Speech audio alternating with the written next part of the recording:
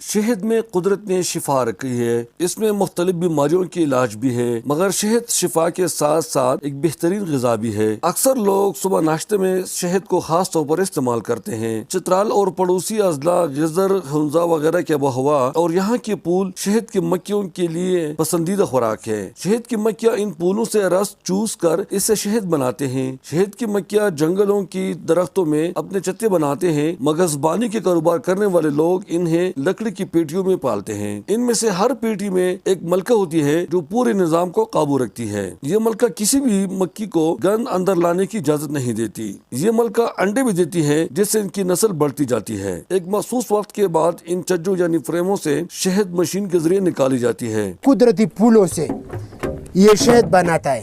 یہ جب اس کے خوراک سے جو بچ جاتا ہے یہ ہم اس سے شہد حاصل کرتے ہیں۔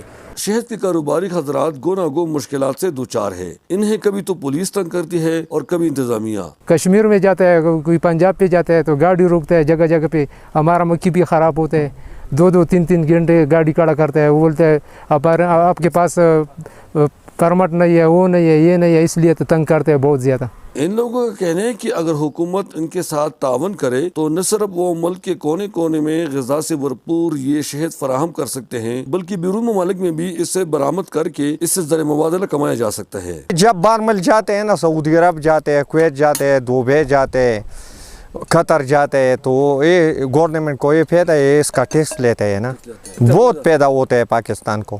شہد کی اس پاکیزہ اور صحت مند صنعت کو اگر ترقی دی جائے تو اس سے یقینی طور پر ملک سے بے روزگاری اور غربت کا خاتمہ کیا جا سکتا ہے۔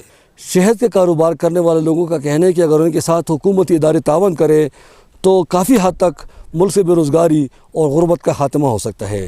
احمد زادہ گل حمد فاروقی، چترال۔